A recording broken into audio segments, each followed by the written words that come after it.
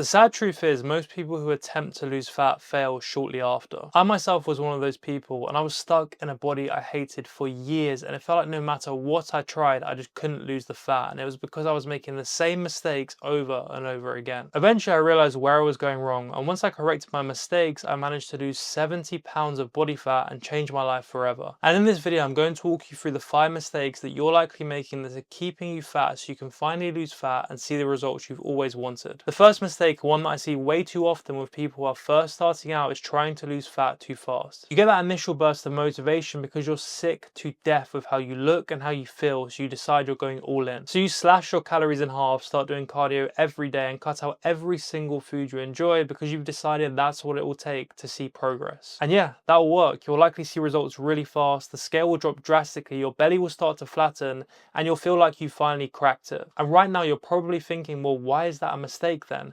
But losing fat fast is a double-edged sword because of what happens next. Sooner or later, that extreme hunger is going to kick in, your cravings will go through the roof, you'll struggle to get to sleep, and your energy will tank, and you won't feel like working out, and before you know it, that motivation will fade. I've been there myself. When I first had the realization that I wanted to lose fat, I said, right, that's it. I'm going to do whatever it takes to lose all of this fat as fast as humanly possible because I was sick of the body that I was living in. But the same cycle repeated itself again and again and again. That initial burst of motivation would come, I'd go all in, lose 6 or 7 pounds of fat in a couple of weeks, then I'd feel tired, unmotivated, and I'd eventually just binge eat everything in sight and go right back to square one. What I want you to understand is 99% of the time, the faster you lose the fat, the easier it is to put back on. So if you want to both lose fat and keep it off for the rest of your life, you need to choose a sustainable fat loss rate that you can cope with both physically and mentally. And that is 0.5 to 1% of your body weight each week. So let's say you're 250 pounds. That would be 1.25 pounds to 2.5 pounds of fat per week. That might not sound like a lot to you right now, but tell me this, what would you prefer? Lose 20 pounds in the next 4 weeks and then put it back on in the 2 months after that, or lose 20 pounds over the next 3 months and keep it off forever? You already know the answer to that. If you play the longer game, not only are you going to lose the fat, but you're going to become the kind of person with the habits that has the ability to keep it off for the rest of their life. The second mistake that will keep you fat is focusing on the amount of calories you're burning rather than the amount of calories you're consuming. I've seen this with so many people I know. They get a Fitbit or an Apple Watch and suddenly all they could talk about is the amount of calories they're burning each day. All of those fitness trackers talk absolute shit when it comes to the amount of calories you're burning. I had one a couple of years ago and I was doing 10 to 12k steps a day on average, and it was telling me I was burning 4,200 calories a day, which is a ridiculous overestimate. Not only that, but cardio machines also massively overestimate the amount of calories you've burned. If a cross trainer is telling you you've burned 1,000 calories, it's more likely 300. But also it's so much harder to burn calories off than it is to consume less. Think about this. 2 tablespoons of peanut butter is around 300 calories. Do you know how many steps the average person would have to do to burn off 300 calories? 5 to 7,000. And that's not me trying to put you off walking or any other cardio exercise. I just need you to understand how hard it actually is to burn calories. You'll be far better off if you start seeing things like this. Weight training is for building muscle, cardio is for increasing your calorie expenditure, and controlling the amount of calories you consume ensures that the work that you're putting in other areas actually pays off and turns into fat loss. So stop chasing calorie burn and start managing your calorie intake, because once you understand that your diet is the main driver of fat loss, everything else will just fall into place. Now, mistake number 3, and this one keeps people fat for their entire life, and it's trying to eat healthy. A lot of people assume just because they're eating foods that are labeled healthy, the fat's just going to start falling off of them. So they start eating avocado toast, olive oil, nuts, dark chocolate, and then they get really confused when they see the scale's gone up. I'm going to use one of my clients as a prime example of this. When he first came to me, he said, look, Aiden, I'm really confused. I've been listening to these guys on Instagram, and they say as long as you eat whole foods, you will lose fat. But I've been listening to that advice, and in the past few months, I've put on 6 pounds. So I said, okay, this is what we're going to do. We're going to do a food diary for the next few days and see where those calories are coming in from. Get this, after a few days, we worked out he was consuming on average 4,000 calories. And guess where those calories were coming from? 700 calories a day from nuts, and 500 calories a day from olive oil. This was absolutely shocking to both him and me, to be fair.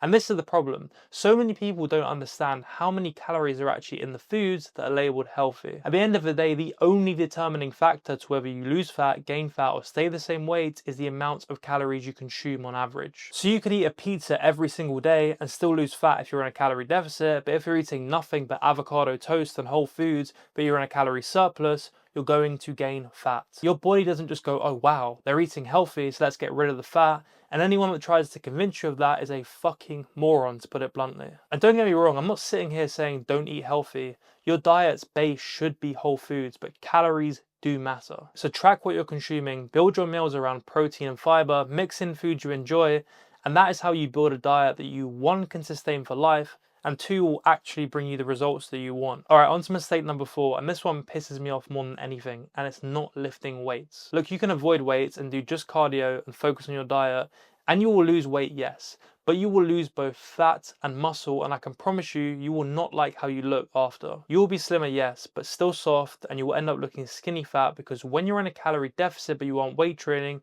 you give your body no reason to hold on to or even build muscle tissue. If there's no stimulus on the muscle whilst you're in a calorie deficit, your body is going to burn your muscle along with your fat because it sees no reason to keep it around. And not only is muscle what gives you that structure, shape, and tone, but it actually increases your metabolic rate, meaning you burn more calories at both a resting and an active state. So you basically just become more of a calorie burning machine the more muscle that you have. For every pound of muscle you have, your body burns 20 calories per day. So let's say you build an extra 10 pounds of muscle. That's an extra 200 calories burned every single day. Take that over the course of a month. That's 6,000 calories, which equates to 2 pounds of fat. So it makes a massive difference the amount of muscle you have. And the opposite can be said for if you have less muscle. Your body burns less calories at both a resting and an active state, so it's far easier for you to gain fat. Let's do a comparison right now. The image you see on the left is me at 186 pounds. The image you see on the right is someone at 180 pounds. You can see very clearly for yourself the difference that body composition actually makes to the way you look. And the thing is, building muscle is actually so simple. All you need to do is weight train 3 to 4 times per week for about 45 minutes, focusing on progressively overloading, meaning getting stronger over time, and you will gain muscle. So if you want to look good but also become a better burner of fat, do not make the mistake of not weight training. On to mistake number 5, and this one stops more people losing fat than anything else. And it's expecting no setbacks. Most people start their fat loss journey and they think to themselves, all right, I'm going to do a bit more cardio, eat a bit less food, and the scale is just going to go down in a perfect way every single week. Listen, it never works like that. Some weeks the scale is going to go down exactly how you want it, and other weeks the scale isn't going to move at all. You will have days where you're going to binge eat, you will have days where you will miss the gym, and you'll have days where you do nothing but lay on your sofa and watch TV. And that's fine, it's just part of the process. Whether it's injuries, going on holiday, or a loss of motivation, there will be setbacks. And the difference between the people who lose fat and the people who stay fat are how they handle those setbacks. The people who win don't let one bad day turn into a bad week or a bad month. They don't make one slip up and say, oh fuck it, I've slipped up now, I may as well just give up. They simply don't dwell on it, move on, and get straight back to it the next day. Progress isn't about perfection. It's simply about having more good days than bad days on average, and over time, that will lead to the results you want. That's the same with everything in this life. And the thing is, most people quit right before they have that big breakthrough. Trust me, when you hit that rough patch, don't take it as a sign to quit. Take it as a time to persevere, to double down, to keep going. And those results that you want, and that body that you've always wanted, it's just around the corner. So don't expect to straight run at your goals. You're going to mess up, things are going to happen, things are going to go wrong, but so what? Who cares? Get back on the saddle, keep going, and you will get there. And if you want my help to where I will personally coach you one-to-one using the exact system that allowed me to lose 70 pounds of fat so you can lose fat and keep it off for the rest of your life, click the first link in the description and watch the video. Other than that, I hope this video helped. If it did, leave it a like, share it with a friend, and subscribe, and I'll see you in the next one.